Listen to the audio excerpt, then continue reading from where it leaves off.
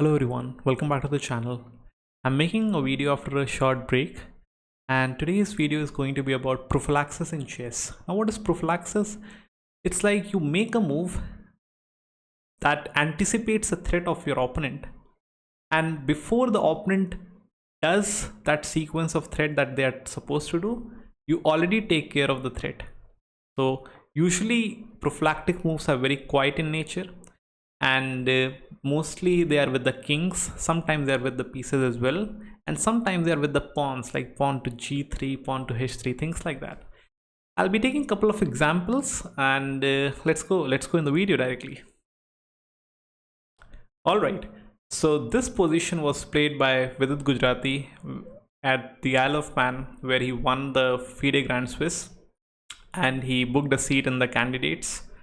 So in this game, Vidit was playing with the white pieces and he played the move knight to c5, and black played bishop to c6.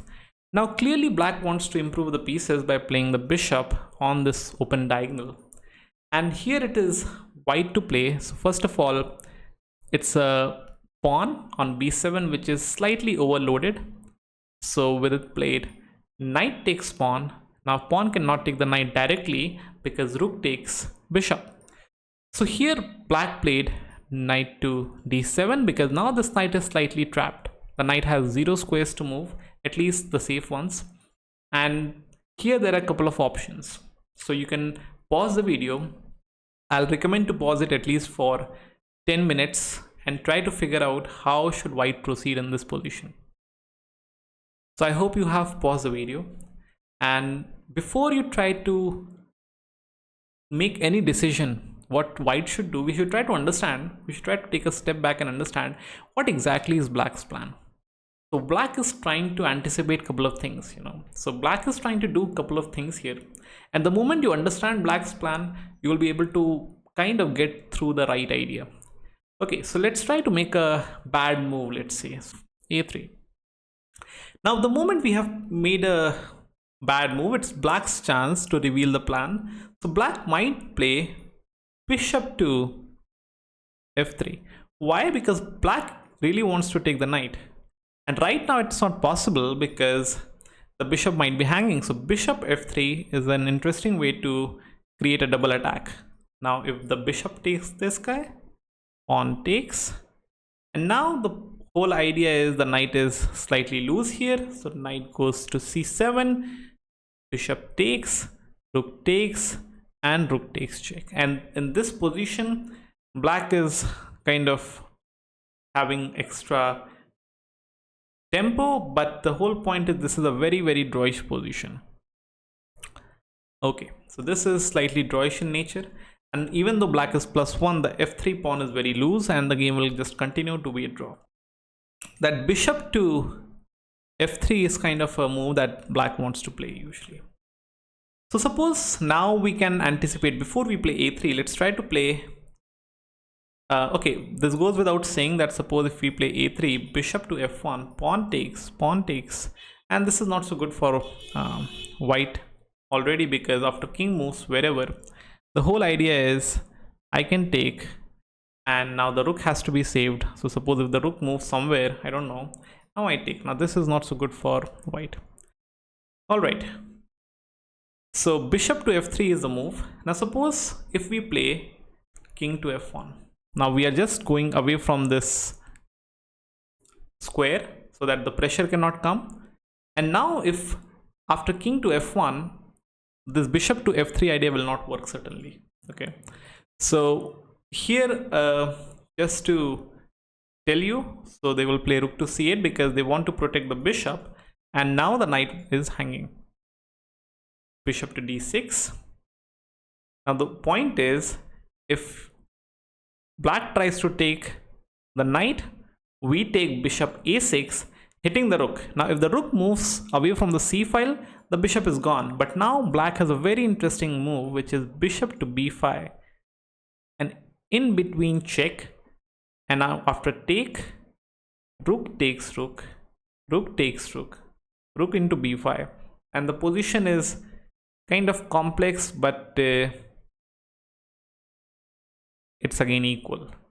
So now, even though black is down 2 pawns, the idea is one of the pawns are going to be lost, just like that, and this is still drawish. White is slightly better in the position, but this position is not so good what Vidit was anticipating and what actually happened in the game, which delivered a clear victory for him. Now we understand that king on f1 allows bishop to b5 in between check at the end of the calculation. We also know that the bishop has to move somewhere away from this square, so that bishop to f3 should not be a tempo. Now in the position, Vidit played bishop to f1, and suddenly the entire calculation doesn't work. Now suppose if still black tries to play rook to c8, bishop d6 anyways, and if pawn takes knight, bishop takes, and now you can understand that bishop b5 is no check. So here the rook has to move wherever, doesn't matter, and if the rook moves somewhere like this, and we end up taking material here, something like this, that, this, that, and this is like a decent position. This is completely good for white. If I just see with the computer shows it's clearly close to plus 2.3 plus 2.5 kind of a position. This gives you a clear idea of how prophylaxis works in chess. Now let's try to understand a few more examples, because I was studying this game and I found this idea with prophylactic move of bishop f1, and then I got into this concept and I started looking at more examples, and then I found out a couple of positions which I want to share with you guys. Okay, so here it was white was being played by Ivan Sokolov and black was played by Nigel Short. So first of all, you can again pause the video and try to anticipate what does black want here. So black is having queen, rook. Rooks are having in the battery, they are trying to attack the d file. Queen is also placed very nicely. The king is on f1, kind of a weird square. So black wants to bring more and more pieces because the bishop on d3 is slightly not so comfortable. It's under pin, small pin. So it's black to play. Suppose if I give you this option of that, if white makes a random move, or you can just go to imagine that if black has to make the first move, what will be black's idea? To put more pressure on the point, maybe d3. So again, you can pause the video for maybe 5 or maybe 10 minutes and try to figure out black's plan here. Now I hope you have paused the video. I'll go forward and reveal the kind of a solution here. So the idea is, suppose if I make a kind of a bad move, okay, suppose if I go for bishop to c2, because the spin is very annoying. So here they can play something like rook takes. Obviously I cannot take by the queen, so I have to take like this, and this rook to d1 is kind of a checkmate. The only point is this is the defender, so queen to b2. The moment you figure out queen to b2, you can understand that this becomes kind of easy for black to deliver the checkmate. Now something like this will not work because of rook to d2. So suppose if I make a null move, okay, let me make a kind of a bad move like pawn g3 or something. Now here the whole point of black is black wants to play bishop to a6, and black wants to put more and more pressure on this diagonal. Now bishop c2 is not possible because of bishop c2. The whole idea is I can take bishop into e2 check, rook takes, queen to f3, and now queen is coming to h1. The pawn is hanging and this is too much. The rook is slightly weak and it's almost game over. So queen h1 is like unstoppable checkmate. So if I play something like king to g1, now it is like just take the free rook. Alright, let's go back. Now let's try to understand some other candidate moves. Okay, why not just queen to c2? Okay, maybe the queen protects this guy, queen protects here, queen also looks on d2 square. Same idea, queen to c5. And the idea is if you go rook to c1 something, they have queen takes. If you take by the bishop, they have bishop a6. So again, black is doing very comfortable here. King to g1, and now rook to c6. Again, so now we can see that there are two threats that white is facing. Number one, this pin is kind of a huge threat that is being used by black.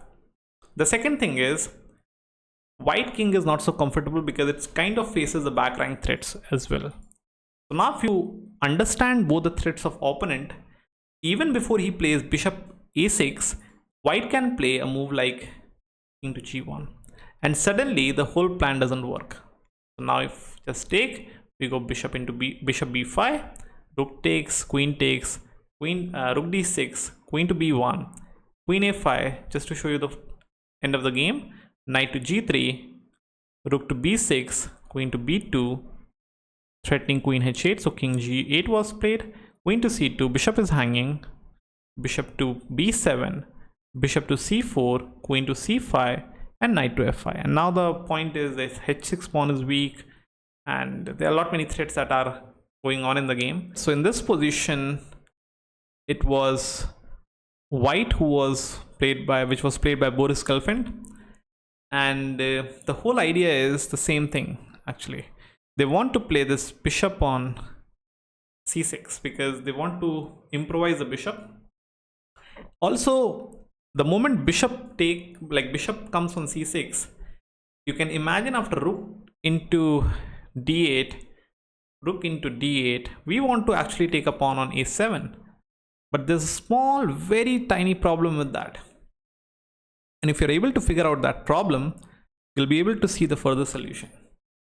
So black wants to play this bishop to c6 and try to look at this bishop, because this is a very powerful bishop on looking at b7. This bishop is also very powerful looking at a7. So black wants to play bishop c6 here. And now how should we play as white?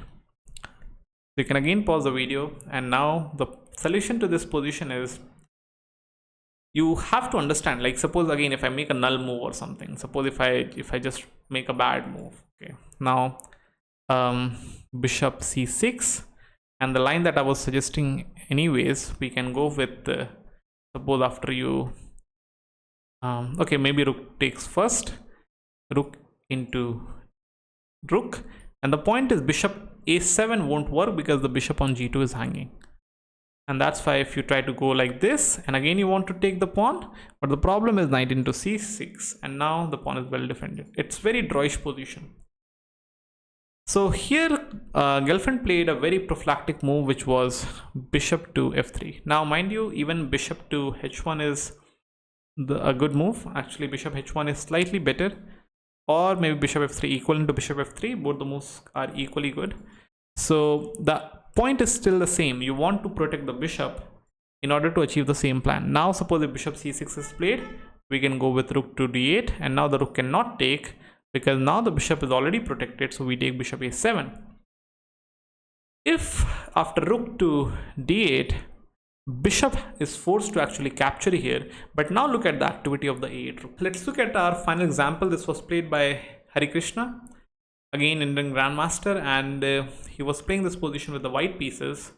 So you try to understand what exactly is black's plan here. So white has this huge control over the center, and sometimes whenever you try to play on the center, opponent has to try to reply from one of the flanks. Flank meaning one of the corners. Mostly it is the queen side, sometimes it's also the king side, depending on the situation. I can pause the video and try to figure out the black's plan, and accordingly you'll be understanding white's plan. Suppose if you make again kind of a random move, just to kind of explain the black's plan. Black want to play a6, and again if you are not bothered so much, if you just play kind of a different move, now they want to play b5, and the moment this happens, you will see that these pawns are kind of achieving too much. So now they will try to put all the pieces towards the queen side of the board, and they'll try to kind of achieve this pawn on b4 at some moment. So knight to d4 may be played, and now b4 looks good actually. So something like if you try to take, this is already not so good because this diagonal is also opening up. The bishop is kind of happy. This pawn is very loose. This pawn is good.